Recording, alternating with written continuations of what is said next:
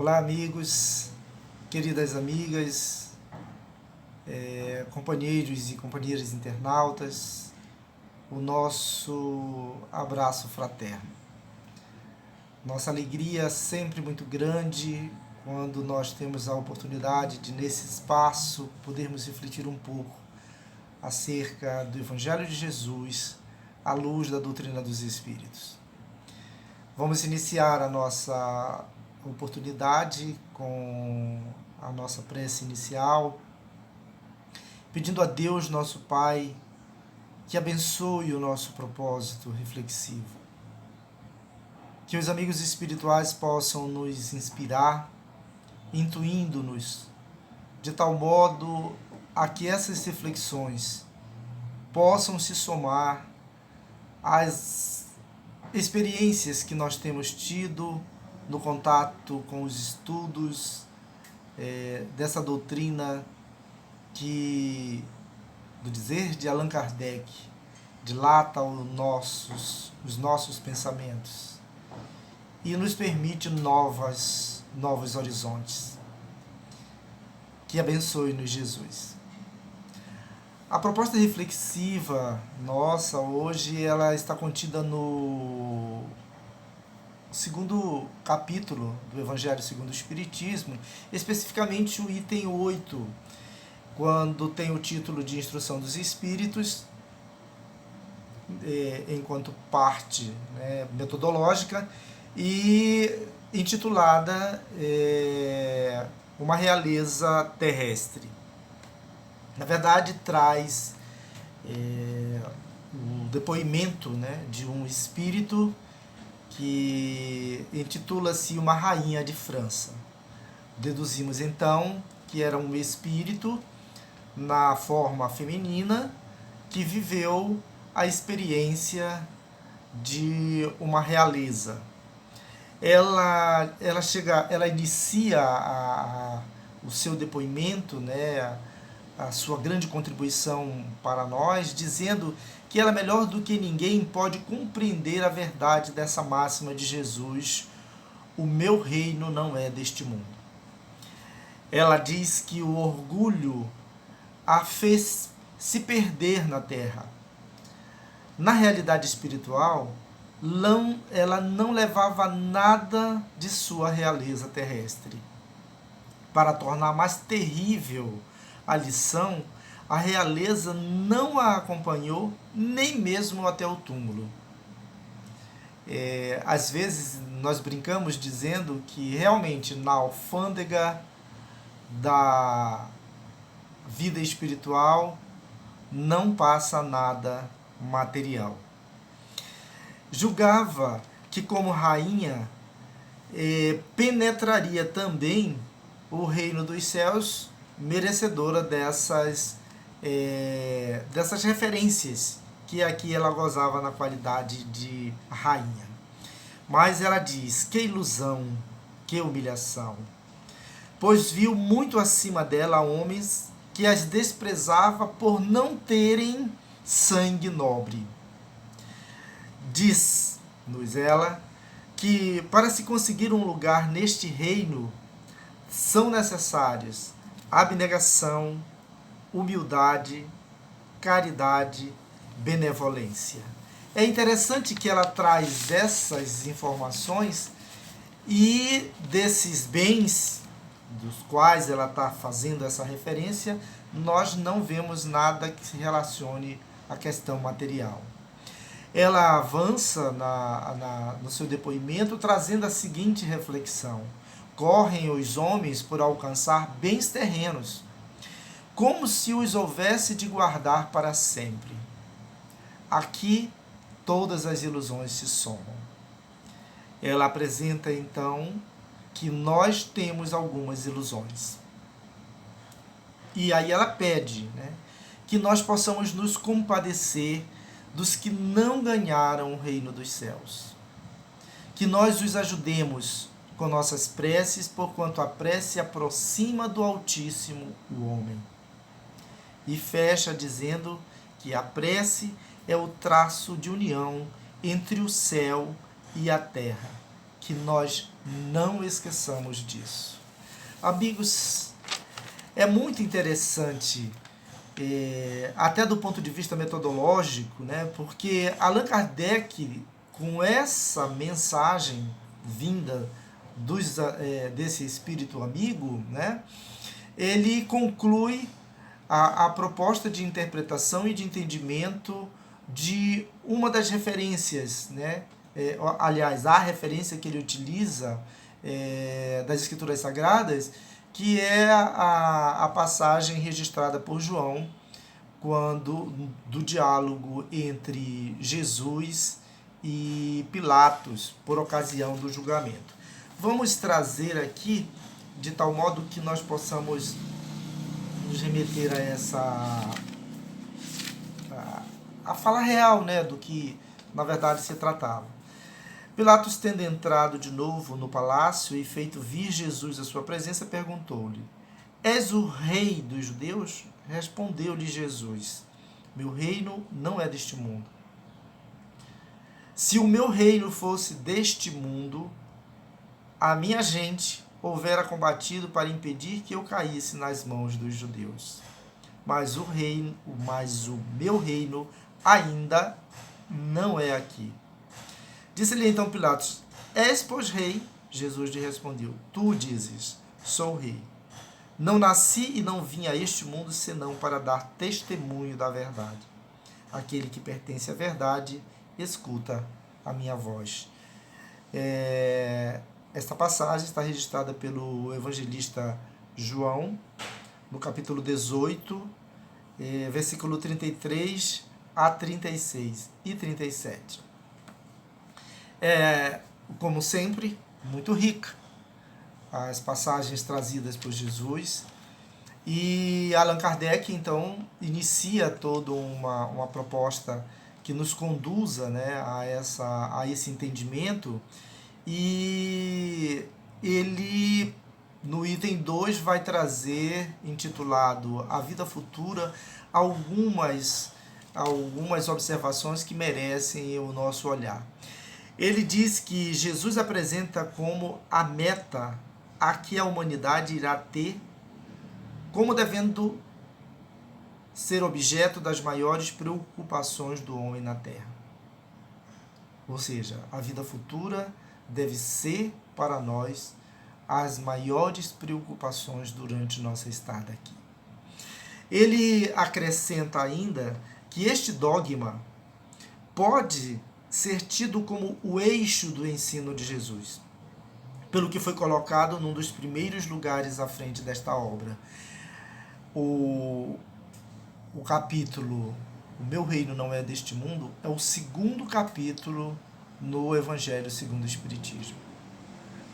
Vem aqui, pela fala de Kardec, denotar a importância exatamente que ele representa no contexto dos ensinos de Jesus e no significado que isso passa a ter para nós que aqui nos encontramos nas experiências reencarnatórias.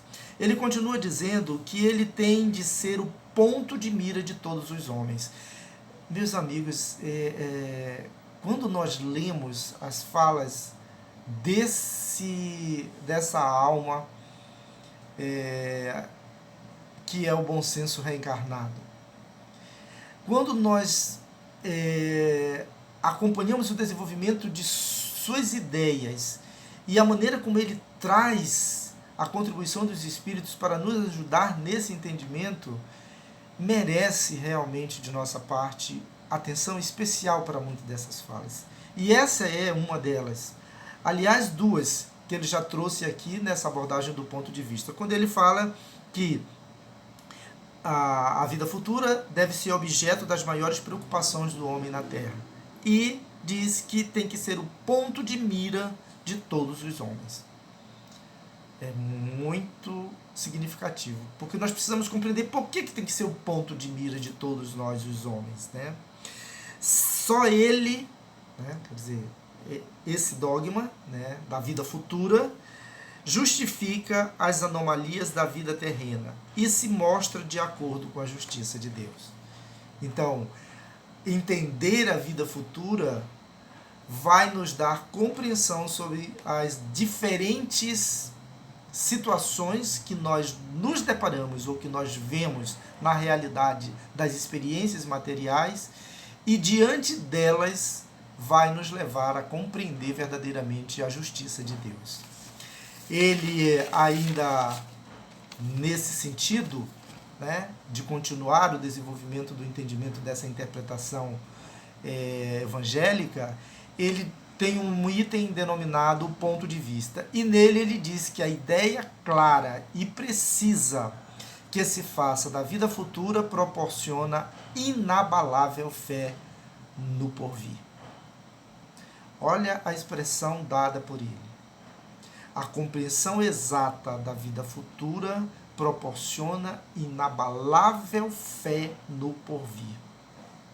Fé que acarreta enormes consequências sobre a moralização dos homens, porque muda completamente o ponto de vista sob o qual encaram eles a vida terrena. Olha só o que nós temos aí no desenvolvimento da compreensão da vida futura.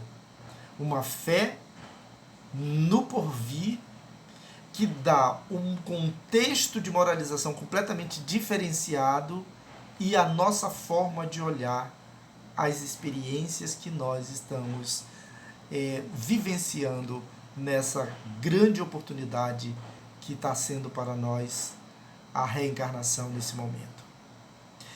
Porque ele mostra ainda como que esse olhar de compreensão da vida futura faz diferença diante das experiências e dos olhares para as circunstâncias. E ele diz que as vicissitudes e tribulações, elas passam a ser consideradas como incidentes.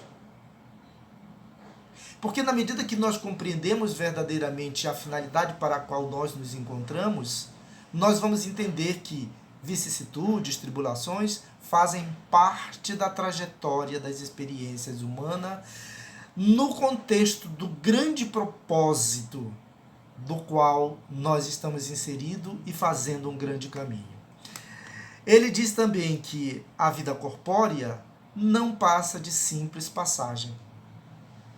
Olha os efeitos que a visão de vida futura traz, na verdade, para nós. A morte nada mais restará de aterrador. Olha lá. E menos atenção nós prestamos às preocupações da vida. Aí nos faz lembrar muitas coisas das falas de Jesus, né? Quando ele fala que nós cuidemos da vida espiritual, que tudo mais nos será dado por acréscimo, né? Que se ele alimenta os pássaros, que dirá não fará em mínimos detalhes para conosco na grande experiência que temos que desenvolver. Pelo simples fato, e aí vem um contraponto, pelo simples fato da dúvida da vida futura, o homem dirige todos os pensamentos para a vida terrestre. E aí nós vamos ter oportunidade de ver que nós acabamos tendo um desafio muito, muito delicado e muito grande, botando a perder, como nós vimos no depoimento desse espírito que contribui conosco nessa reflexão, como que o desvio das atenções voltada para os bens excessivamente terrenos, exclusivamente terrenos, nos faz perder o grande propósito que nós temos nessa experiência reencarnatória. Daí segue que a importância dada aos bens terrenos está sempre em razão inversa da fé na vida futura. O Espiritismo dilata o pensamento e lhe rasga horizontes novos. É muito interessante e muito gostoso saber disso quando nós, a partir do conhecimento, das reflexões e das oportunidades que a doutrina dos Espíritos nos oferece, nós cada vez mais vamos tendo a certeza dessa fala sensata, racionalizada e que nos dá verdadeiramente grandes tranquilidades. Porque o Espiritismo, enquanto uma ciência com origem na observação e na análise, vem revelar para nós, como tem feito e vem fazendo, a origem, a natureza, o destino e as relações que se estabelecem entre nós, os encarnados, e uma realidade que é a vida futura, que é a dimensão espiritual.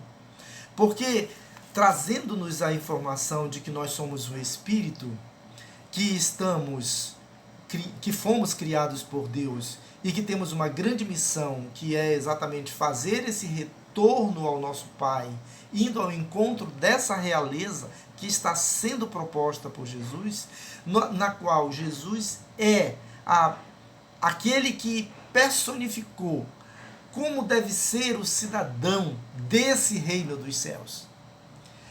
Mensageiro de Deus, para que nós possamos então, ao olhá-lo, ao amá-lo, ao compreendê-lo, nós verdadeiramente construirmos essa cidadania em nós mesmos. Porque nessa simplicidade e ignorância com a qual o nosso Pai nos criou, com destino à felicidade, Ele nos dá um trajeto a ser realizado, que é o trajeto exatamente de essa natureza que é espiritual, ter contato com a matéria, que é um outro elemento do universo, que conforme os espíritos, 3 são eles: matéria, espírito e Deus, que está acima e criador de tudo. Então, nós precisamos ter esse contato. E é a razão pela qual, nessa trajetória, para que nós possamos desenvolver potencialidades que estão disponíveis nesse espírito criado simples e ignorante, potencialidades que vão nos fazer nascer virtudes referenciadas exatamente por esse espírito que traz a sua experiência para nós, dizendo que a abnegação, a caridade, a humildade são exatamente componentes ou bens que são muito bem recebidos nessa nova dimensão após a morte do corpo físico. E fazendo essa trajetória para o desenvolvimento dessas virtudes, nós então nos deparamos com algumas experiências pedagógicas de aprendizado. E aí nós vivemos, por intermédio das provas e expiações, esses momentos que nos oferecem essa forma de desenvolvimento, principalmente dos sentimentos. Quando Allan Kardec, nesse grande esforço de trazer esse conhecimento, essa ciência que nos descortina uma realidade, né, uma outra vida, vamos dizer assim, uma outra no sentido de dimensão diferenciada, né? Essa vida real, porque na verdade nós, quando criados espíritos simples e ignorantes, nós somos criados nessa natureza espiritual e estamos vindo à Terra para, a partir desse ponto de vista, né, que nós tenhamos, viver uma passagem. E aí nós temos o contato com essas experiências. Nós vamos viver as vicissitudes necessárias para o desenvolvimento dessas potencialidades que nós temos. E quando Kardec, na sua análise, na sua observação, ele percebe o grande objeto, na verdade, sejam daqueles que compreendem essa realidade ou não compreendem, seja qual for, o grande mote que movimenta, que dá impulso às movimentações humanas, é um desejo de ser feliz. É um propósito intenso de viver a felicidade. E dado a essa questão, né, Kardec pergunta então aos espíritos superiores, né, com que ele, na verdade, pergunta com que fim pôs Deus atrativo no gozo dos bens materiais. É curioso isso, né? Porque não há dúvida de que ao desfrutarmos dos bens materiais, há um gozo nesse sentido. E é isso que nos motiva, que nos faz ir com intensidade a essa proposta de utilização desses recursos. E os espíritos então respondem que Deus colocou, na verdade, né, esse atrativo do gozo nos bens materiais para instigar o homem ao cumprimento de sua missão e para experimentá-lo por meio da tentação. Então tem dois grandes propósitos. Um é para nos conduzir, instigar ao cumprimento da missão que nós estamos nos propondo a realizar. E o outro é nos experimentar pela tentação. E aí a gente fica pensando, mas nossa, por que Deus coloca a tentação para nós? Já não basta as coisas que a gente tem aqui para viver e a gente fica nessa, ainda vai ter que contar com isso, Deus ainda fazendo isso conosco. E às vezes quando a gente realmente não vai ao encontro ou na busca realmente de entendimento, nós até temos conclusões completamente equivocadas. Porque olha só o propósito que trazem-nos os espíritos amigos acerca do porquê essa tentação colocada por Deus. E diz assim, Kardec então, para esclarecer, pergunta, né, qual o objetivo dessa tentação? E eles respondem, desenvolver-lhe a razão que deve preservá-lo dos excessos. E aí é interessante, porque tem uma coisa interessante nessa resposta. Aliás, muita coisa interessante nessa resposta. Porque ele diz que uma das coisas é exatamente nos preservar dos excessos. Então nós podemos desfrutar. Porque há alguns entendimentos, algumas interpretações de que nós devemos nos abster completamente dos gozos terrenos. E não é isso, pelo menos no que nos cabe compreender, que está posto aqui nessa resposta. Porque a questão não está no usufruto dos recursos. A questão está no abuso que fazemos desse usufruto. Porque quando nós não conseguimos distinguir o que é fim e o que é meio, nós muitas vezes trocamos os fins pelos meios. Os recursos são meios para que nós consigamos o grande fim, que é a construção da nossa verdadeira felicidade.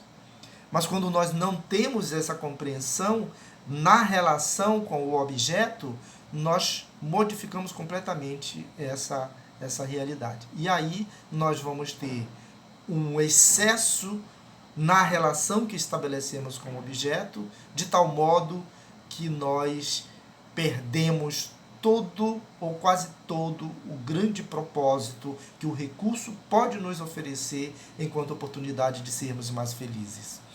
E para completar esse entendimento que nós estamos falando de felicidade, o Allan Kardec, na quarta parte também da obra O Livro dos Espíritos, que é o ponto de partida para a constituição e de esclarecimentos dessa ciência que levou a esse grande exercício de observação e análise por Kardec, trazendo como resultado os princípios e as leis que a ciência espírita nos apresenta, ele faz a seguinte pergunta aos espíritos: pode o homem gozar de completa felicidade na Terra?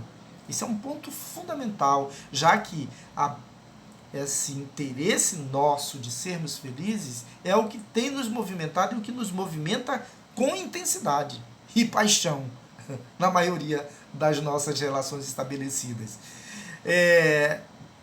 Então ele faz exatamente essa pergunta: pode o homem gozar de completa felicidade na terra? E os espíritos são categóricos na resposta, dizendo que não. Por isso que a vida lhe foi dada como prova ou expiação.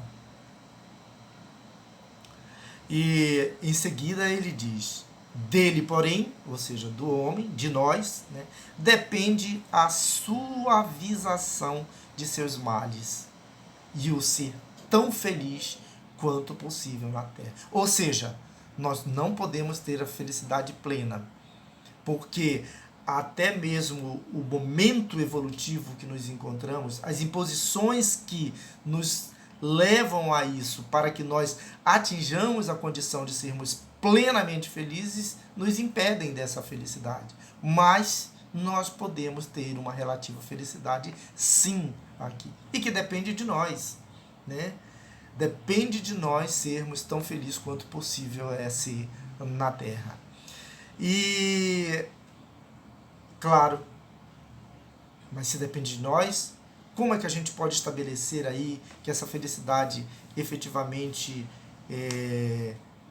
poderia ser considerada por nós, já que o que é felicidade para um é infelicidade para outro, as diferenças de ponto de vista, inclusive da forma como se olha para a vida, nos leva a essas a conclusões puramente pessoais.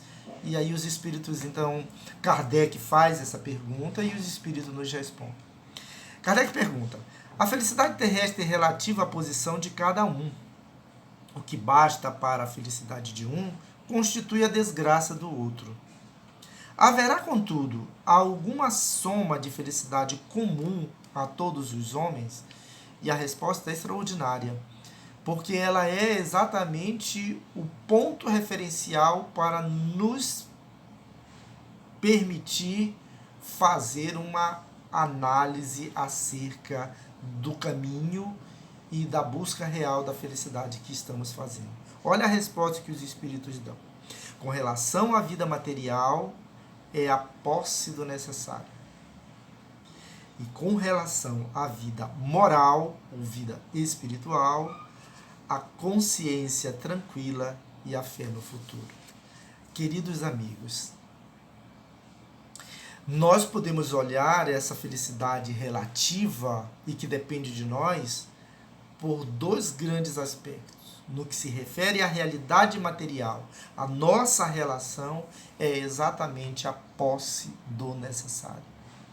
Porque a questão aí nos chama muito a atenção. Porque quando nós não temos uma exata noção de como nos relacionarmos com os bens terrenos, nós muitas vezes vamos aos excessos. E a questão está exatamente no excesso. A questão não está no usufruto dos recursos, mas na forma como nós perdemos a noção de necessário indo ao supérfluo, indo ao excesso. É muito simples de percebermos isso. Por exemplo, vamos pegar uma coisa muito simples que é o alimento, que é uma necessidade. O nosso organismo precisa se alimentar. Mas todas as vezes que nós exageramos no alimento que ingerimos, nós temos grandes dificuldades. Já começa inicialmente por uma grande indigestão.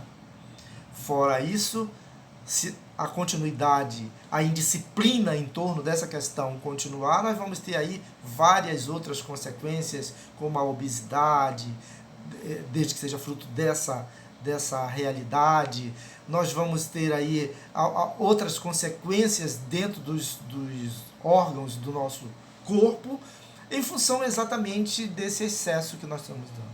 Vamos pegar um outro componente que é muito comum e grande e desafiador para todos nós. A relação, por exemplo, entre nós, marido e mulher, filhos, amigos, por intermédio de um desejo de controle, de posse, de achar que detém as pessoas. Nós aí temos grandes experiências e às vezes grandes, inclusive com nós mesmos, que são geradores de conflitos, porque nós realmente nos excedemos na maneira como nós estamos nos relacionando. Nosso organismo, nosso corpo, que é, na verdade, um grande laboratório, vamos dizer assim, químico, de reações, né, que geram emoções que nós desconhecemos, precisa ser conhecidos por nós. Quando os Espíritos trazem, né, o conhecimento de que nós somos um espírito, que estamos num corpo, que temos um destino e que possuímos, pela natureza da qual nos encontramos, relações entre o mundo material e o mundo espiritual, por sermos exatamente, por exigir no grande trajeto em busca da felicidade, a necessidade desse contato do espírito com a matéria, nós vamos viver essas vicissitudes, vamos viver essas emoções para permitir com que nós cada vez mais nos conheçamos. E essa razão que está lá contida como um dos objetos, para desenvolver essa razão contida no objeto em que a tentação está nos gozos, conforme os Espíritos nos colocam, é exatamente para que nós possamos ter ampliado essa capacidade lógica, racional, e nós com isso fazermos modulações nas nossas emoções. E essas emoções denotam exatamente as nossas necessidades. Necessidades que nós precisamos compreender, necessidades que nós precisamos identificar, porque quando nós não fazemos esse processo de identificação, ou quando nós, na confusão ainda que é natural, nesse grande processo de nos percebermos e de, portanto, podermos com isso compreender os outros, nós às vezes transferimos as responsabilidades do que sentimos como sendo culpa dos outros. Porque quando nós não conseguimos identificar as nossas reais necessidades, os outros são culpados por aquilo que nós estamos sentindo. Porque nós dizemos que as emoções que nos vêm a partir daquilo que foi feito pelo outro é culpa, é responsabilidade dele. E às vezes nós estamos exigindo, que é fruto das necessidades que nós possuímos, coisas que o outro não combinou conosco, que ele não determinou que iria fazer. E aí nós cobramos. A gente pode pegar o exemplo nessa situação, por exemplo, desse espírito que traz essa contribuição conosco. Ela poderia ter colocado a culpa nos bens terrenos, na realeza, em ter vivenciado a realeza, que deu a ela toda essa ilusão que ela passou a ter a partir da confirmação quando ela se depara com uma nova realidade, né? E que é completamente diferente daquilo que ela tinha como expectativa. Mas eu vou trazer para a nossa realidade aqui mais simples. Muitas vezes nós culpamos, temos uma necessidade e nós não falamos para a pessoa, ou a pessoa não prometeu nada para nós. E quando ela não atende à necessidade que é nossa e que normalmente não foi prometida inclusive por ela, nós nos chateamos, nós nos magoamos, nós muitas vezes até abandonamos a grande oportunidade de convivência por entender que o outro é o culpado por nós sentirmos o que nós estamos sentindo. E é exatamente esse grande desafio que a razão precisa fazer conosco a partir das relações que nós estabelecemos com os bens terrenos e com os demais companheiros que estão conosco, que aí não estão dentro da relação dos bens terrenos, porque já não nos pertencem mais. Na verdade, nós só usufruímos enquanto propriedade daquilo que é fruto de construção que nós fizemos em nós mesmos.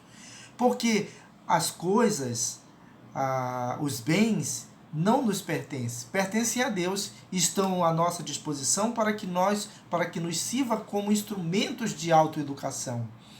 Mas quando nós não temos essa percepção de vida futura, como coloca os espíritos, como tenta trazer Jesus nessa questão do reino dos céus, nós confundimos esses instrumentos como se eles fossem nossos. E nós então, como coloca a rainha, né, essas ilusões se somam. E nós vamos, em razão disso, perdendo a grande oportunidade que nos é oferecida nessa vida. E é necessário, então, que nós tenhamos muita atenção em relação a essa questão. Que nós prestemos atenção em depoimentos como o que é trazido por esse espírito que tenta nos sensibilizar em relação à sua grande experiência. Cada um de nós, queridos amigos, estamos vivendo uma grande experiência, que normalmente está dentro da programação de provas e experiências que nós nos propusemos a viver para avançar o grande projeto de construção da nossa própria felicidade. Mas enquanto nós não entendermos cada vez mais que nós estamos numa pequena passagem pela Terra e que viver essas experiências farão com que nós possamos cada vez mais nos aproximar dessa racionalidade que dá um pouco mais de autonomia para a construção da nossa verdadeira felicidade, nós continuaremos nos perdendo, como muitas têm sido as reencarnações e como traz a literatura espírita acerca de muitas perdas que fazemos quando nós não compreendemos a verdadeira finalidade pela qual ou com a qual nos encontramos na existência. A rainha finaliza, né, nos chamando a atenção para um instrumento muito importante que nós dispomos, que é a prece, que é a oração. Inclusive ela pede que nós oremos, né, por aqueles que perderam a oportunidade de construir o verdadeiro reino dos céus, que não conseguiram alcançar o reino dos céus. Falando que pela oração, pela prece, que nós conseguimos estabelecer essa relação com o nosso Pai e com os amigos espirituais, com o nosso anjo guardião, que é um companheiro que está muito perto de nós nesse grande universo de possibilidades de relações que nós temos até chegar ao nosso Pai Deus. E quanto mais nós desenvolvermos isso, com maior facilidade nós vamos poder enfrentar as experiências que nós estamos tendo que vivenciar nessas grandes experiências. Nesses momentos em que nós vivemos de pandemia da Covid-19, em que muitas dores, muitos desafios estão sendo impostos a cada um de nós, em que são impostos às nações, às cidades, às comunidades, às famílias e a cada um de nós, convivendo com experiências que são inusitadas, desde o simples cerceamento da nossa própria liberdade de ir e vir, da necessidade muitas vezes de ampliar a nossa percepção com aqueles que estão conosco que nós não estamos prestando muita atenção. Na dificuldade das relações, porque antes muitos de nós não convivíamos mais intensamente e fomos forçados a estar de forma muito mais intensiva com alguns companheiros familiares, por exemplo, e que tem nos demonstrado grandes desafios que nós vamos adquirindo à medida em que nós abrimos cada vez mais a mente e o nosso coração para esses ensinamentos. O Evangelho de Jesus acima de tudo, que é a grande mensagem de Deus para nós. E o conhecimento da doutrina espírita, que vem como uma ferramenta para que nós possamos compreender cada vez melhor essa mensagem que não podia ser dado com tanta clareza quanto hoje nós podemos desfrutar a partir das interpretações que a doutrina dos Espíritos nos traz, porque nós ainda não tínhamos condições de compreender naquela ocasião, mas que agora é nos dado possibilidades de viver o que nós estamos vivendo, como, por exemplo, essa grande experiência posta para a humanidade nesse momento do processo evolutivo do nosso planeta, em que, invariavelmente, todos nos encontramos, de algum modo, num grande exercício de avanço do nosso processo de crescimento pessoal. Queridos amigos, que nós possamos cada vez mais valorizar oportunidades dos estudos não pelo estudo em si, mas do estudo que venha com essa conotação reflexiva, de mergulho interior, de compreensão do que isso significa para mim num grande exercício de verdadeiramente eu ser mais feliz. Uma felicidade que me é possível, porque segundo os Espíritos, quando nós buscamos compreender e viver as leis de Deus que estão na nossa consciência e temos a noção da vida futura, isso é um pouco de felicidade relativa que podemos desfrutar do ponto de vista moral. E o controle sobre conviver com o necessário é o que nos dá a tranquilidade da felicidade do ponto de vista material. Que nós possamos cada vez mais tornar isso uma grande verdade no nosso entendimento, para que nós possamos aproveitar a oportunidade de nossa existência.